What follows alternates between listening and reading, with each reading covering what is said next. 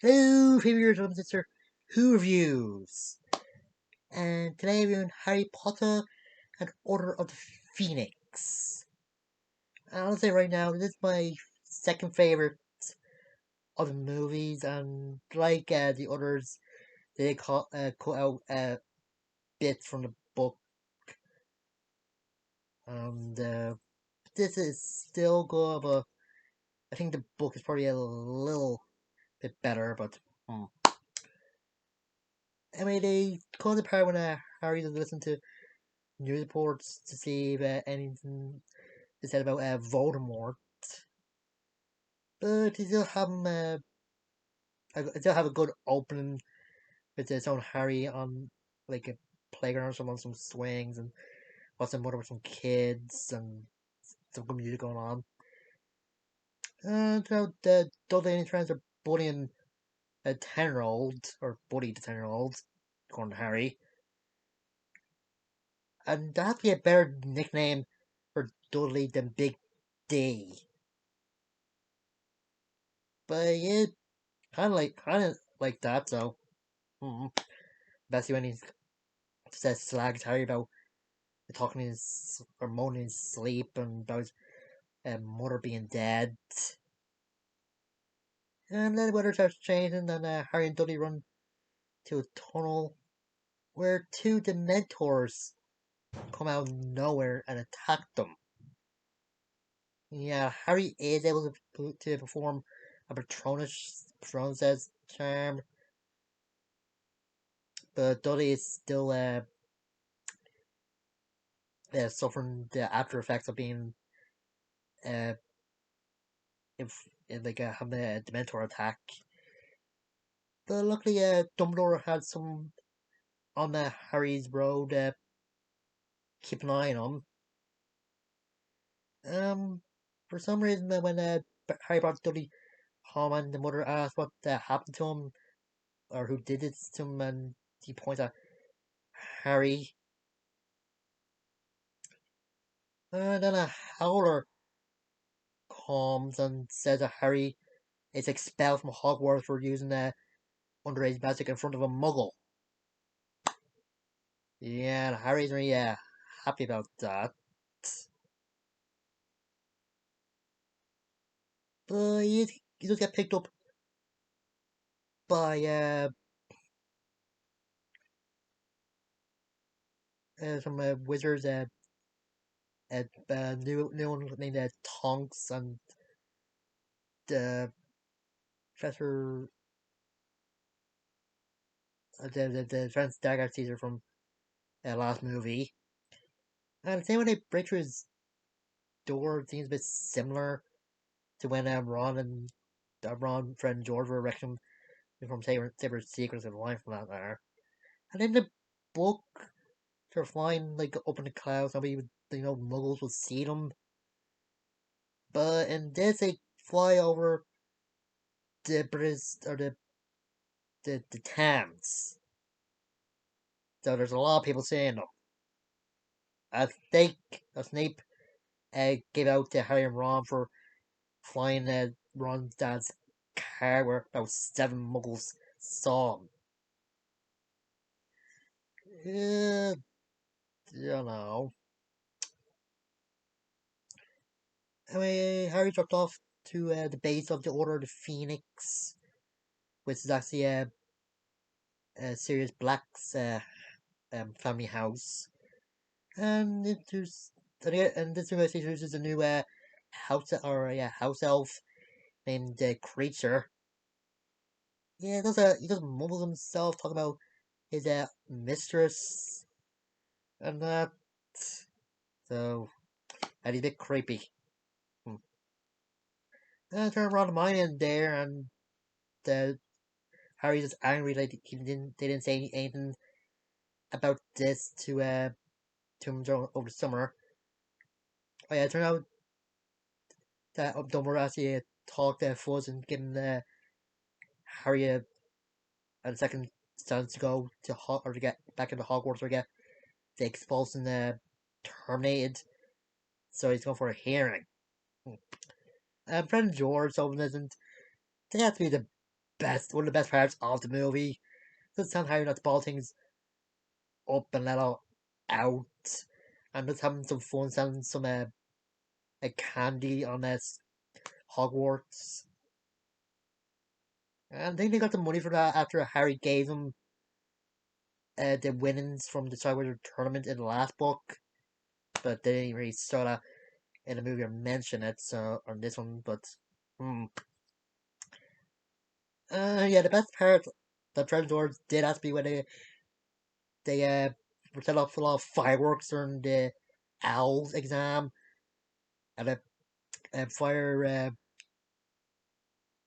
dragons going after one of the teachers. I'll get to that probably soon. Hmm.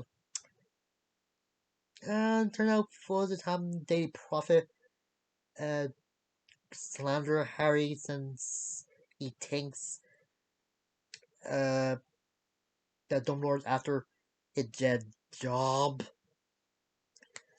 and he's just scared of, or just in denial of Voldemort's back since he know what happened the last time he was around, and I don't think anybody wants to see that again. Oh yeah, friends are able to operate in this since they're at the age where they're allowed to use magic, like outside of school.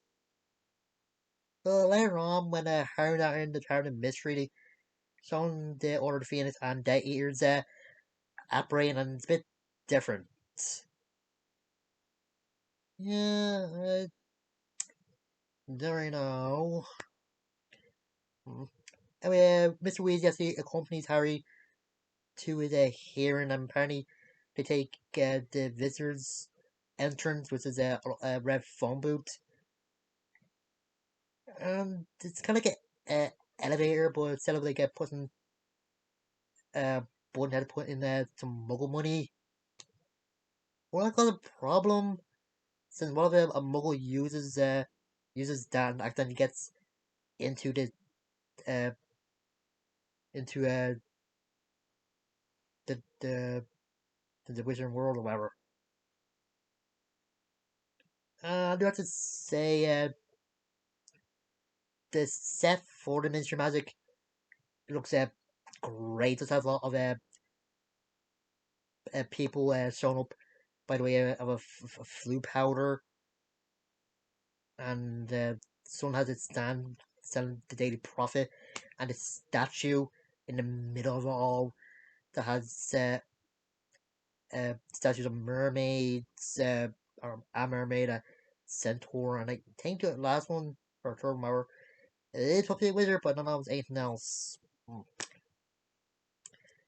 Turned out they moved up Harry's Heron's time, and Harry has to sit on his seat while a lot of members of the Ministry are looking at him. Yeah, in the book, Dumbledore just manages up the chair, well, the chair's already there for Harry. As in me, or does it seem like he's sitting on like a blame chair or shame chair, whatever? And there is a part when Dumbledore was implying that the Ministry was probably sent the mentor to take care of Harry, and one of the ministers there named Umbridge as he questioned him about it. And the person that Dumbledore had to keep an eye on Harry was he there for his defense, and thanks to a vote, Harry is no longer expelled. But Umbridge does show up again as the defensive Dark Arts teacher. Yes, he is just creepy. Like, he's always smiling and I'm just having like a creepy laugh. She is like a spider, or just like a mad person. Actually, she's like the one from Misery. One moment she seems all nice and calm and that, but if flick of your fingers, he's doing something horrible. Like he told Harry to write some lines on a piece of parchment with a special quill and tell him to write until the message that sinks in, and when he does, the message actually shows up on his hand. Yeah. Imran thinks that's a form of torture. Ugh. Things so great with Harry, since not many people believe that he's telling the truth thanks to what the ministry and the Daily Prophet are saying, and he gets a bit of an argument with Seamus, since he's blaming Harry for his mum not wanting him to go to Hogwarts that year. Yeah. And Harry just seems all like mad a lot of times and just pushing every way. But thanks to a new character named Luna Lovegood, that Harry realized that probably Voldemort uh, wants, because like Luna says, if it's just Harry by himself, he isn't a threat. And that there's some to these creatures known as festivals. Apparently, they're the things that put the carts in or to Hogwarts. Yeah, I don't know why they didn't show those in like the first movie. Like Luna said that they're only seen by people who've seen death. And I know that Harry probably wouldn't have remembered seeing his parents die. But in the Philosopher's Stone, you did see Quirrell turn to dust, and that does count as a death, right? Well.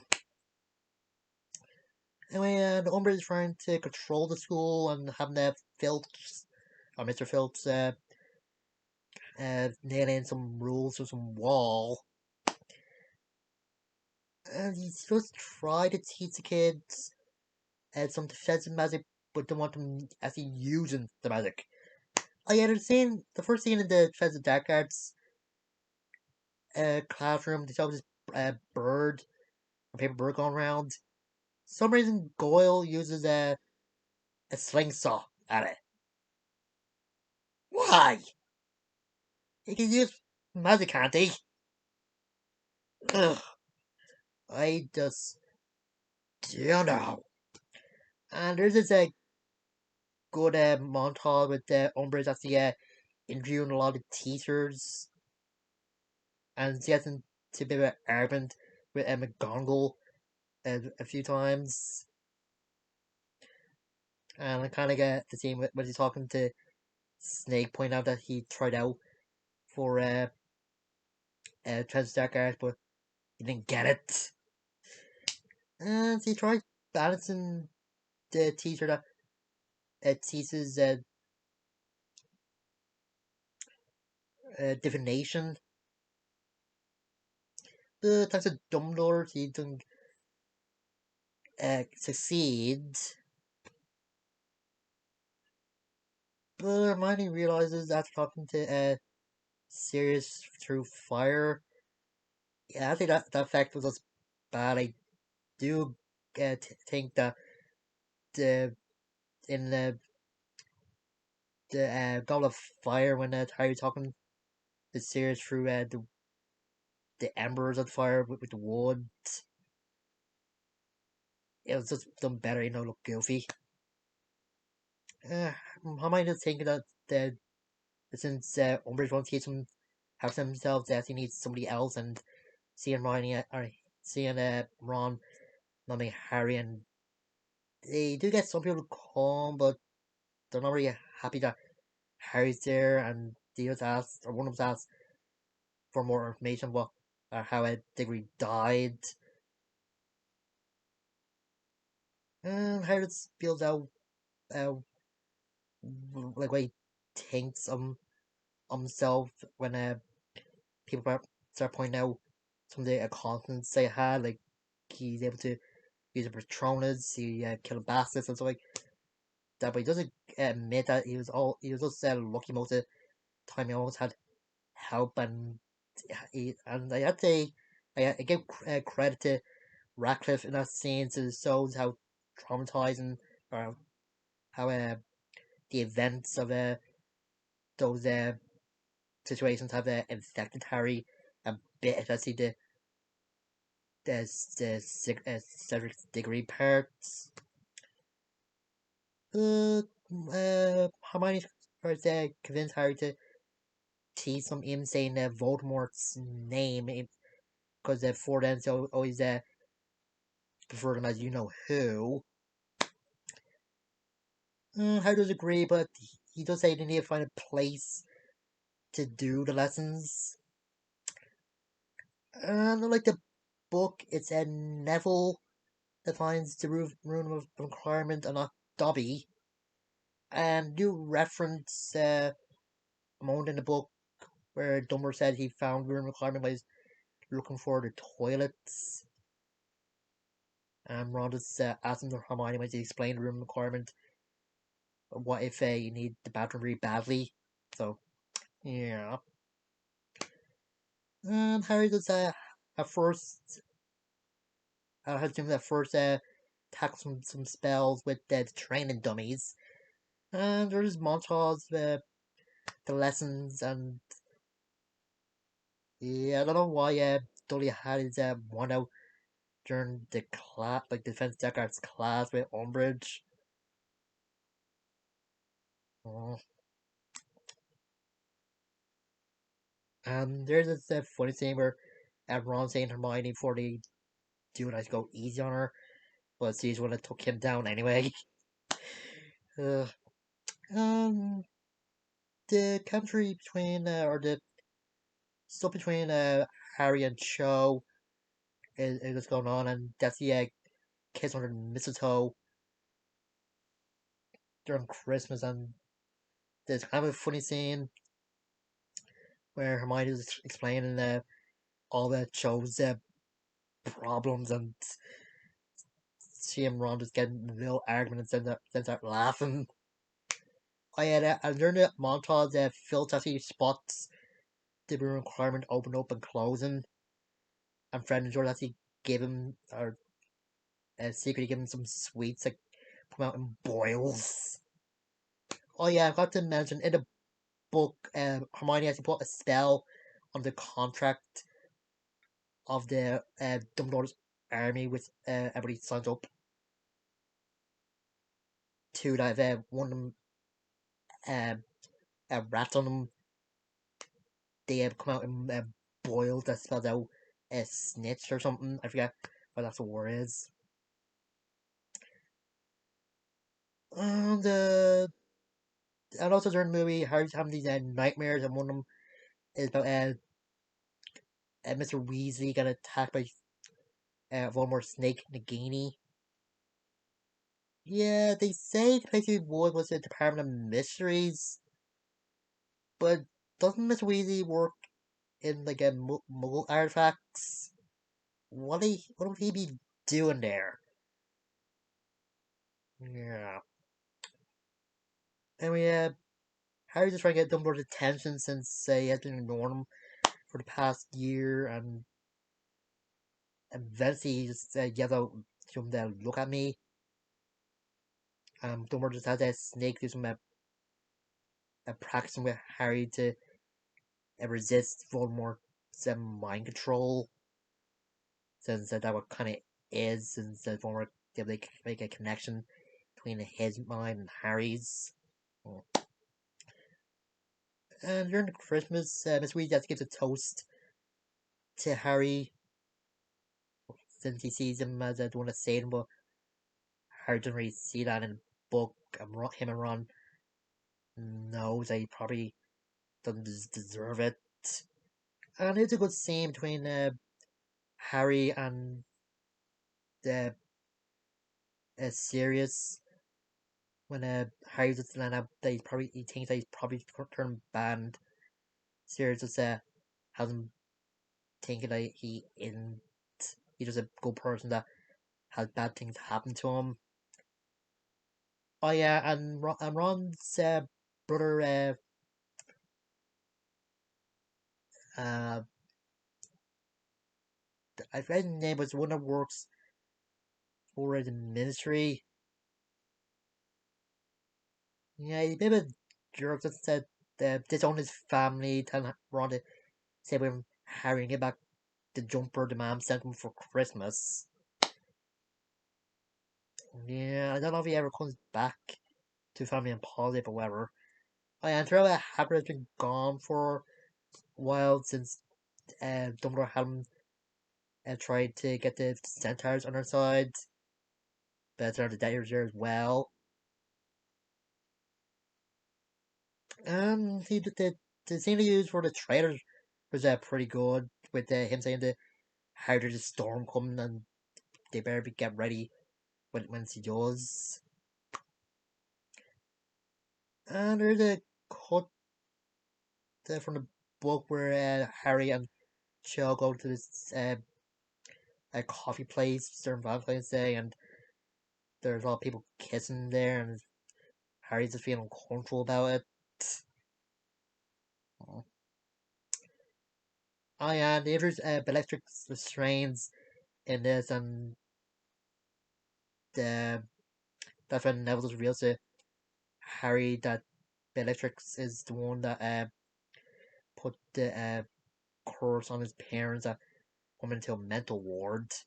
Yeah, there's even a book where Harry is there for some reason. I forget where Neville, where he spots Neville there, and there's a cameo by Lockhart, but whatever. Oh yeah,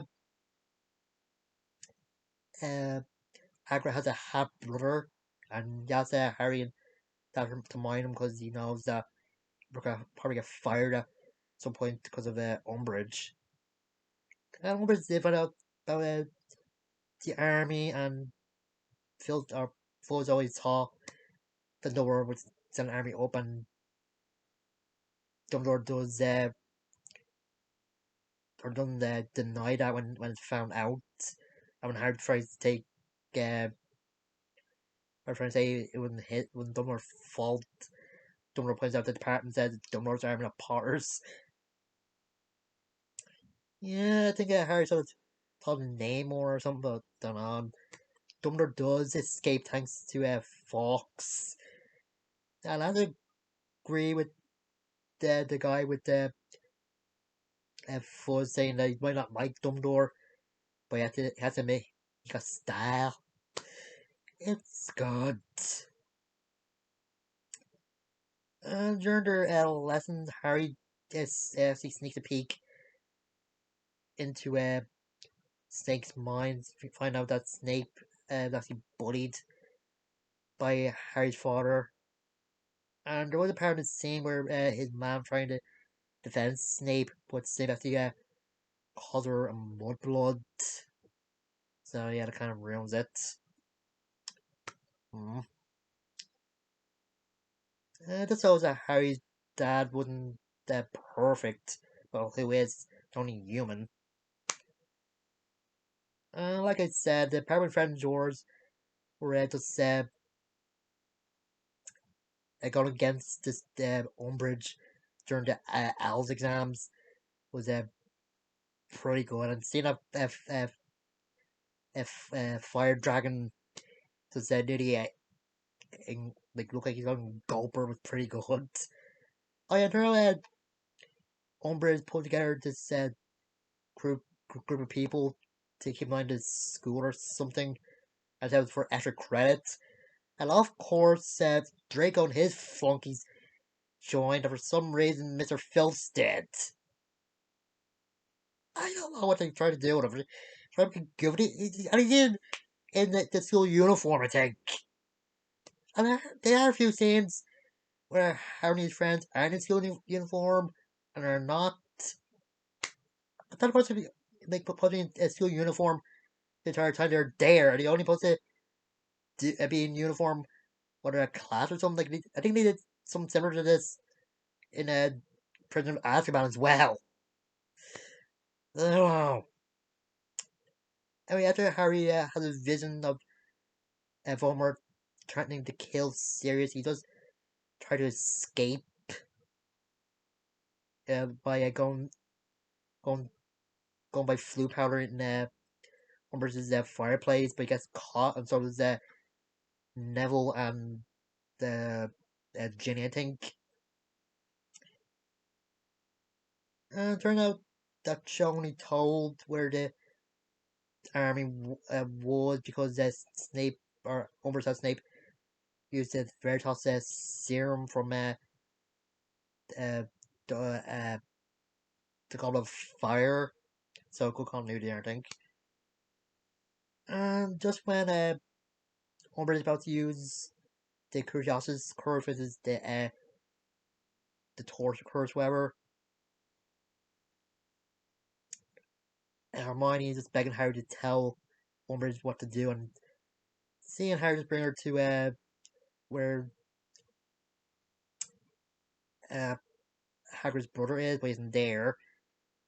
Umbridge is thinking that they're trying to trick her and saying like that she hates kids. Yeah, I wouldn't know that was yet, especially while the cat plates in a room. Ugh, I don't know. Anyway, the Centaur's calling about the attack, but Umbridge is trying to talk them down, to spouting rules and that. But that uses a spell on one of the centaurs, killing it, and the centaurs to take him with him, and she's begging Harry to tell him that she means no harm. And Harry just delivers one of the best lines in this movie when Umbridge said that, and that is when he says, "I'm sorry, Professor, but I must not tell lies." Yeah, it's great. Anyway, the others actually escape after uh, Ron tricks Neville not to eat some candy he had that friend George probably gave him. And Harry was thinking going alone, but the others actually convinced him to come, let him come with him. And he did the Department of Mysteries and threw out Voldemort after this prophecy. And there are some people thinking that the prophecy is probably about Neville. Yeah, I don't think he was born after the month of July, and as Lucius said, prophecy is going to be picked up and heard by those who were there about. That is strange with Lucius, and that's a handball car to say great and roll. And there's a good fight in the prophecy room, and quite some other rooms like they did in the Philosopher's Stone. When they're in this other room where there's this Arthur with a veil in it, only a Luna and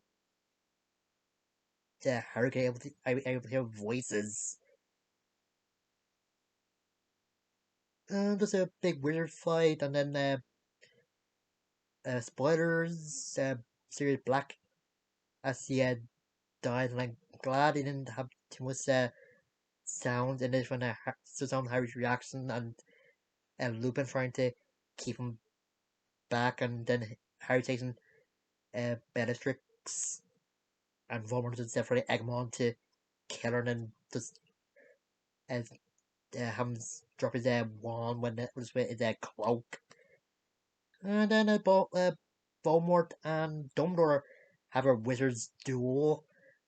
And I was gonna ask how they able to use magic without saying any words, but yeah, they have the years or the centuries of experience. I'm guessing they're just that good, and some of the spells used look great, like breathing a fire or dragging out of fire, a ball of war, able to break glass with a use sound wave, and then using the glass of fire, somebody then turn the glass to sand or dust, whatever. The final thing Voldemort does is try to go over Harry's body by showing him love the death and sadness of his life. But Harry doesn't remember all that happens as well. You do so scenes from the past four movies in this. Yeah, Dumbledore says Harry that not about how you're like, but how you're not. It's not basically the lesson that Harry learned in Chamber of Secrets. I was wondering, and Ron, Hermione, and the others show up and they're standing there. Maybe they think Harry needs to fight this by himself. I don't know. And Voldemort does show up saying Harry is a fool and he'll lose everything he loves. And that's when Fudge shows up and his reaction saying Voldemort and saying he's back is just great. All through the movie, he was saying he wasn't back on saying this. It must have made him feel like a fool. Harry. Anyway, Harry has to talk with uh, Dumbledore. And Dumbledore does reveal that the reason he's not been sent back to the Dudleys because his mother's love, who protects him, also protects them as well. So I think that's basically it. And what else?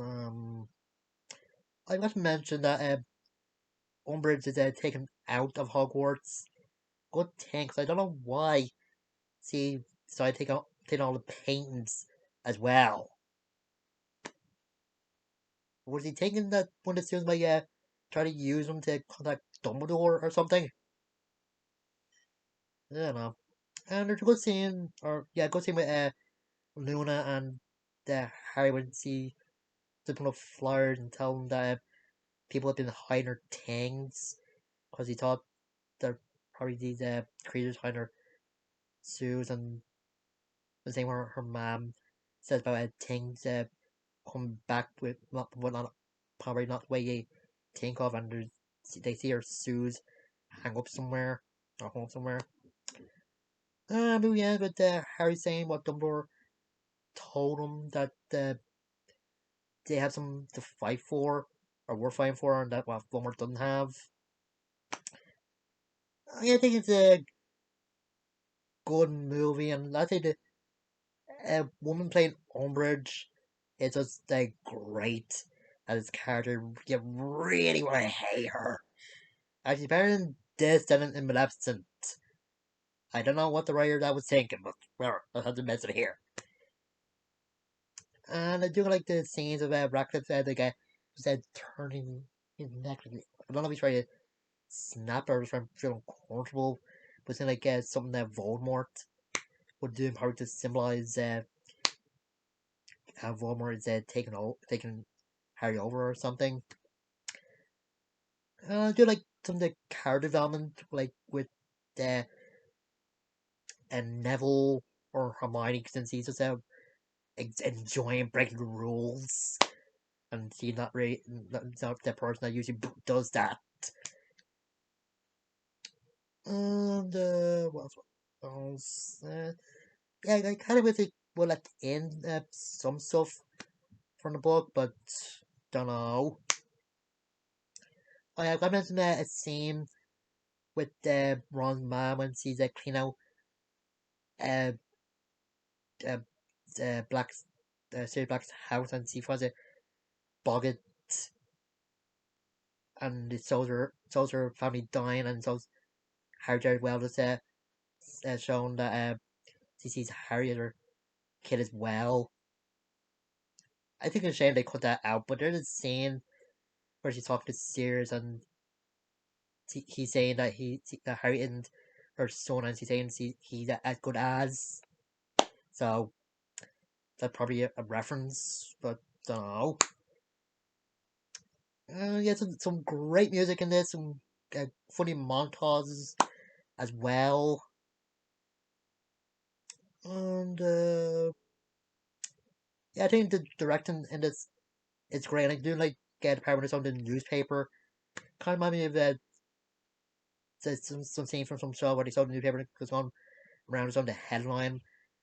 But in this actually have people talk about in the newspaper. So oh, I also forgot to mention there's a scene cut from that's in the book that isn't did for Hermione's blackmailing the reporter that was in there called a fire to write some good about Harry and Daily Prophet. Mm. And Sabin does apologise to Harry since he's saying his mom's now thinking that some weird going to Prophet. I don't know. I feel like he's just a mama's boy just listen to say basing his opinion on what his mom thinks. I don't know. Uh, Gets in the something for that character there, but whatever. Anyway, yeah, it's like that. I'm so guys later.